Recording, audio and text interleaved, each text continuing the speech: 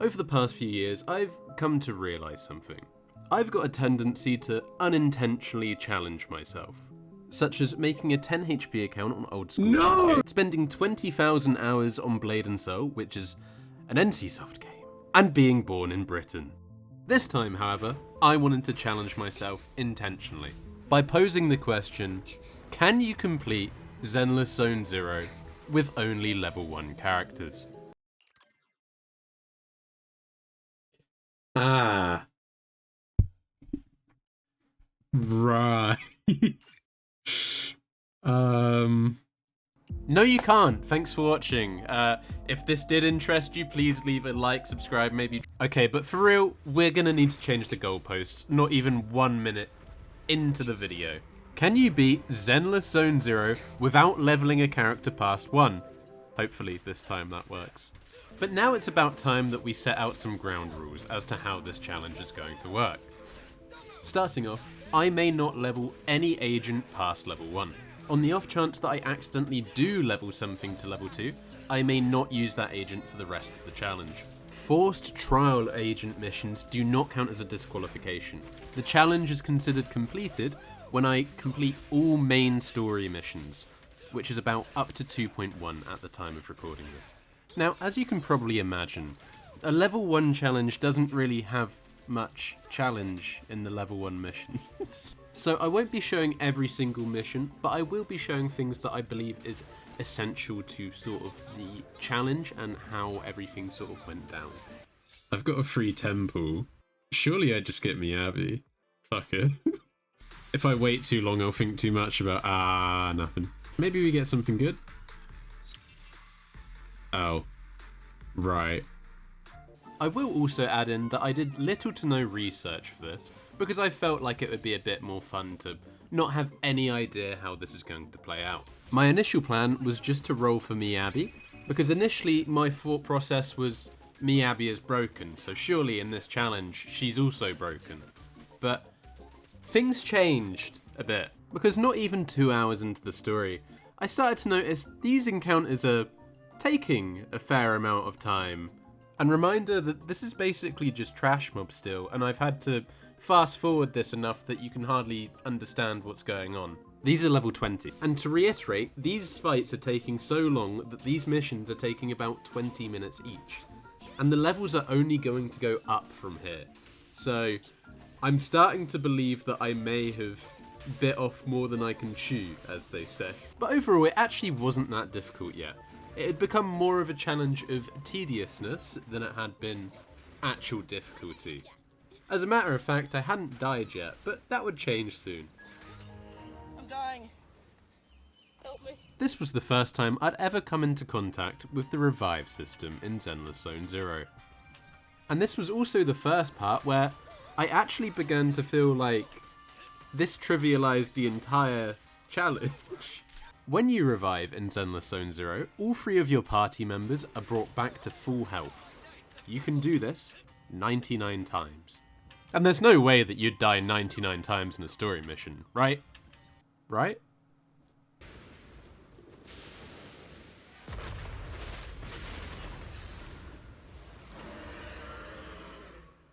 It was time for our first actual boss, the Dead End Butcher.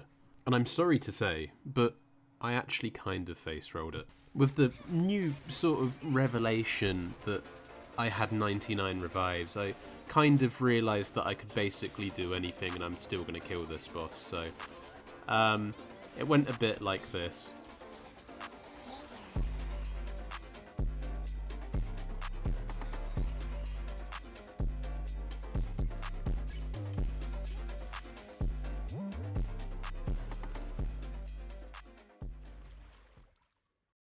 Now, honestly, this did actually have me feeling pretty bad. I could effectively brute force every boss, and none of this early content was going to be very much of a challenge, at all, for a while now.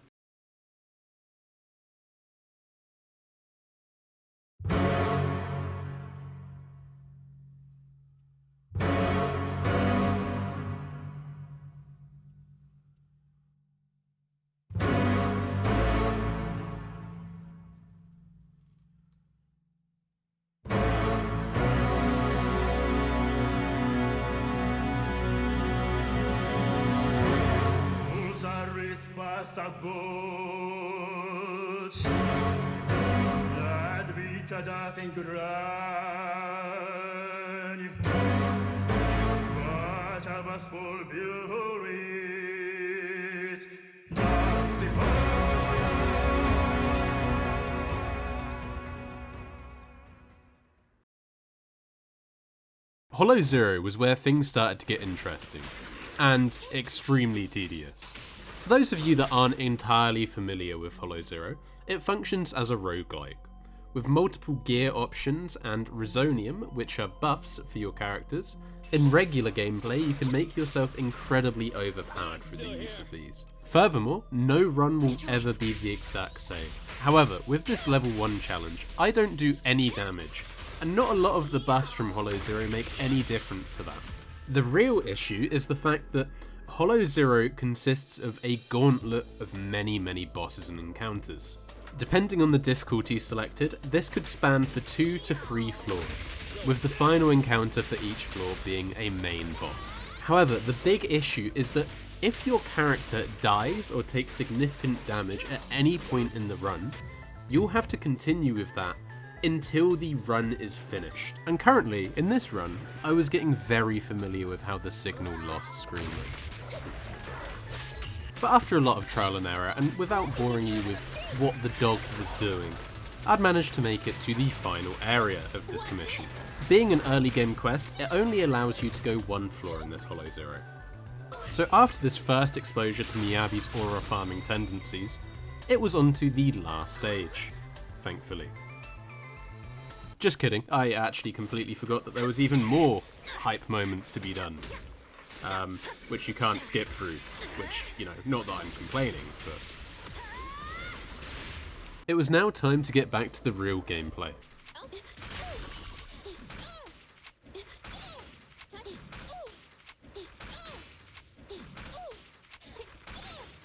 If you were wondering why I hadn't really been showing much gameplay so far, this is it. This is the gameplay. As this is the storyline introduction to Hollow Zero, this last stage differs a bit from what you'd normally see. Rather than having a full-on main boss fight, you have to fight through 4 waves of enemies, with the last 2 waves having more significant mini-bosses. My strat for clearing out these mobs was to round them up together and then use my bang boot. This is, again, the only way that I do damage. So we were now on to our second to last boss for this section. And I'm not sure about you guys, but this type of enemy always looks to me like some sort of, Gopnik, I think the word is. Oh, and I'm dead. But you can see the tracksuit bottoms. On my next attempt, after running him round in circles like a round of Call of Duty zombies, I managed to clear it. To get to the last boss, which we're going to become very familiar with over the course of this video. I don't like you. I really don't like you. You really unnerve me. Oh, hi! Time to reload. Watch out! Dude, what? Dude, that jump scared me so hard I alt-tapped.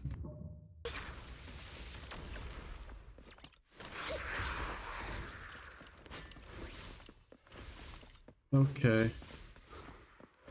Okay. I really don't like you. You're really scary. You're really scary. You're really scary. Fuck off, please. What? Ah, I dodged. The wrong way. Oh. By now you probably get the point. I really do not like this boss. I can tell you right now that this is not the last that you will see of him. This boss makes very many appearances throughout the game, but this was my first real experience trying to work around it. Which brings us back to why I was doing, well, this. For whatever reason, using Nicole's E would allow me to permanently stagger this boss. And while I didn't necessarily have issues with this boss, it would allow me to carry over a bang boo use to the beginning of the last boss. In turn, meaning that I could use a bang boo at the start of the fight, overall making the fight slightly shorter. I would have to survive a lot less time by saving this. And the results of this strategy was that, after 3 hours of trial and error, I died and then decided to go to sleep.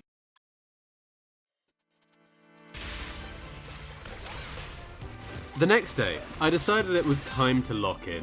I switched back to using Billy, who would soon become a staple of my team, and flew through many of the stages without taking any damage. If I did take damage, it was immediately time to restart. Except for the dog, because I kind of just didn't feel like doing that fight again. And eventually, hours quicker and with a full team, I was back to the last stage again. And as it turns out, this mid-boss also gets perma-staggered by Billy, and it's a lot quicker. And it was now time to face the Antichrist once again. And now seems like a good time to explain. Using Bang Boo, special attack, or ultimate also counts as an iframe, as if you were rolling. So a lot of the time, if I wasn't completely confident in the timing, I would use one of these. Despite some close calls, this was going a lot better than it previously had. Not that it stopped me from complaining. I don't like this guy. Target confirmed.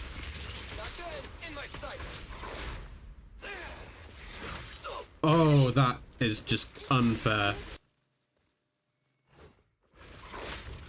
Yeah. You're kidding. Dude! And we're back to this again. You are a motherfucker. Whoa! Please. I only have like... I don't have much of a chance.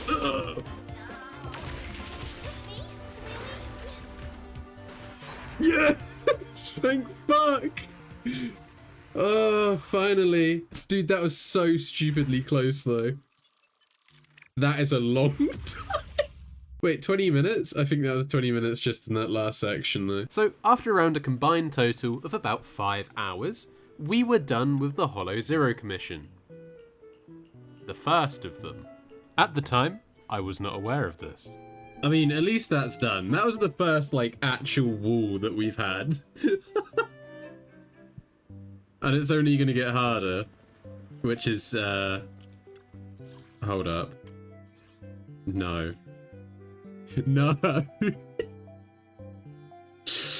Oh. Yep, I can't be taking free shit like that, man. Can't be using a free Miyabi. Oh no. Oh god. This is gonna be so shit. It was indeed so shit, because at the end of the first floor, I was presented with this. Oh. Oh, hi. Oh, hi. Yep. Yep. Alright. No. Uh-huh. Ooh, ooh, ooh. No! No. Oh my god. No. Yeah, well, that was a good start. You're kidding? Oh, well. Okay. What even happened? What? What the fuck even happened? No. Fuck, I almost messed up there. Oh, well. Huh? That was bullshit. It's not even a Guna game, man. It's not Nikkei. Oh, well. Okay. So what, is it a Guna game because it's got jiggle physics? What? Yep. What do you mean? On the plus side, I'm getting very good at restarting. To be very clear with you, there's another 2.5 hours of that footage I could edit through to do more of this, but I'm assuming it's maybe getting a bit much now. At the end of said 2.5 hours, this happened. Now it's down. Now I just have to do this again. Alright. Wait. Hold on. Never mind. No.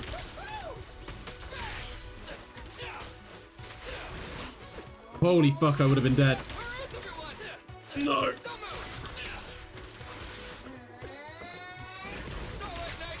Yes, fucking finally! Oh my god. Dude, I've been here for 2 hours. This specific boss, 2 hours. Finally, I'd completed that boss for the first floor. Now, on to the second floor. But I only had Billy now. All my other team members died. But on the bright side, when we came to planning out our next route, it turns out we only had about 1 combat encounter. Go right side, aim for middle. Yeah. Middle, middle. That would be the way, yeah. I don't really know how this one works, though. Now I only have Billy, though, is the only thing. Oh, okay, I don't actually have to kill anything, really. To make things even better for me, this combat encounter didn't actually require me to defeat anything.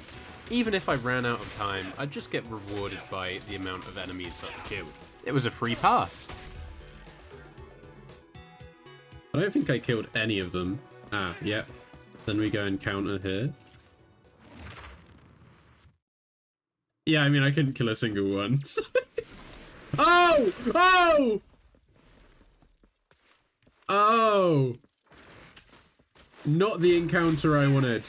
These passive beneficial encounters sometimes have a chance to include combat, which is what I got. And to make matters worse, now that we are on the second floor, every enemy had more HP, did more damage, and has more attacks added to their rotation. Which, in a normal playthrough, probably isn't really any problem. But at level 1, where every encounter takes about 20 minutes, things start to go badly. Man! What do you mean? Oh no! Oh, fuck off. Oh, man. But this time, rather than continuing to brute force it, I actually had a plan for this boss. Thing is, I'm trying to, like, work out if there's anything I can do here.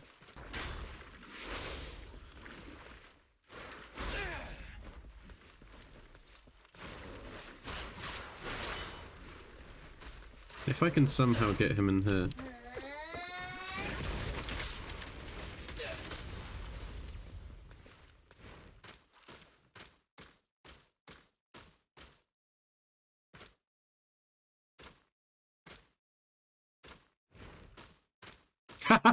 No way! No way!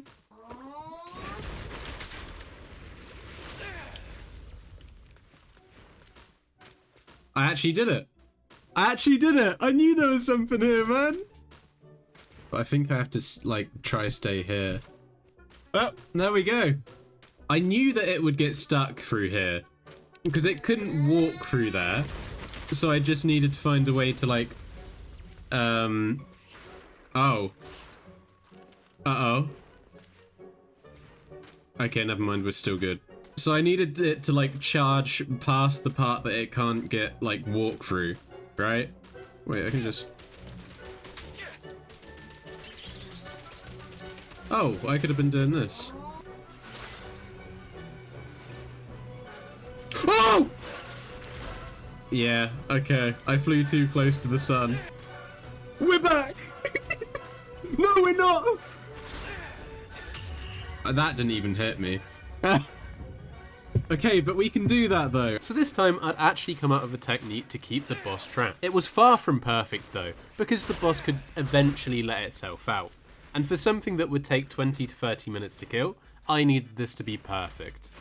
Eventually, I worked out that getting the boss trapped through the other entrance behind the stool was easier. And now that I knew that I'd have to lure it multiple times to keep it trapped, having a more consistent method really helped out. But through doing this multiple times, I started to notice something. With the boss breaking out of the lure, I noticed that it would always be around the same time, and it would always follow a certain animation. At around 60% HP, the boss would begin to lock in. You could see this by this specific animation, the fact that it adds a few more attacks to its rotation, and it becomes quicker, as well as the colour of the boss changing. So I came to the conclusion that it must be one of these new attacks that does it. With almost the same exact thing happening the next run, I was sure of it. And I had an idea as to how I could fix that. Obviously, every time the boss uses a attack, it's targeted on me. So I needed to change the place that I was so that it wouldn't slide out of the safe spot. The issue is I also needed to be able to attack back for it to make any sense. This spot didn't work. I tried again just to be sure, but as you can see. Now I didn't think there'd be any chance of this spot working, but funnily enough, this is what I had the most success with. And after 12 long minutes of holding L and B, sometimes pressing E, and sometimes pressing R, Fucking finally! Oh! Agent gains an extra dodge. Ooh. and just like that, after, a few hours, we were done with the second encounter of the second floor. I've got one more encounter. I can either go combat gear or encounter again, and then rest and recuperation, and then friendly talk. I was thinking hopefully another encounter, but maybe it's hopefully not a boss. I think purely off the fact that we might not get combat, we go for this.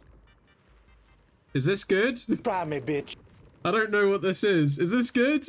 Luckily, this encounter just gives you some merits, and that's about it. It gives you some lore stuff, but we're not really interested in that right now. The next area after that was rest and recuperation, which didn't really do much for us other than give us another card. And it was time for the final boss. This single Hollow Zero run had taken about 10 hours. Right. Oh! Oh! Oh, I see! Don't worry, everyone will get their share.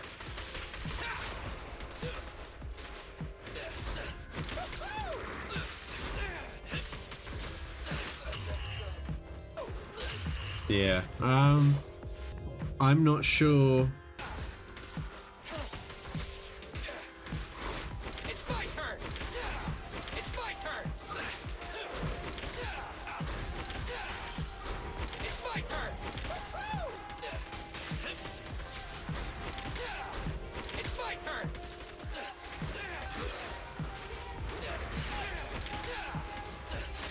Ah. Alright. Yeah. This might actually brick wall me, if I'm being honest.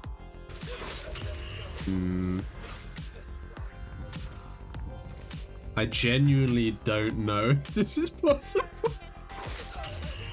Yeah. How the fuck am I supposed to do this? I've got to say though, getting the triple dodge Resonium was probably the most goated move so far. There's no way that I was even surviving this otherwise. This was the most difficult fight so far, and I genuinely didn't think it was possible. At least I don't think it was possible for me. The boss itself is a very bad addition, but what really made this difficult was all of the ads. On their own, they're nothing to worry about, but 4 of them, plus a boss that teleports to you with near instantaneous attacks, is rather unfair. The thing is, these mobs use a homing projectile. Every time they attack, they spawn 3 of them, and they launch at different times. Now, with 4 of these mobs all doing that at different times, even if I dodge everything, I'm eventually going to take chip damage, which will kill me. Eventually, after a few hours of attempting this, I quickly decided that I couldn't do it. And I do want to bring emphasis towards the fact that I said I believe that there probably is someone out there that's good enough at this game that they could do this. The obvious answer here is to kill all the ads first, and that's what I've been trying to do every single attempt. What happens is before I even kill one of these ads, keeping in mind that this is the final boss of the second floor, I die. Luckily, Hollow Zero is RNG based, as I've mentioned before. No run is exactly the same. So after more than 10 hours on this exact run, it was time to start again. Yeah. I think that's it. Wait, hold up. Huh? No, not even pause. I think that just completes the mission, man. Dude, I was ready for... What the fuck? Dude, I may have just sunk so many hours into this just to find out that I only had to, like, enter it and leave it. I'm actually, like, a tiny bit disappointed because I was thinking, like, this is going to be, like, really cool to be able to overcome. I'm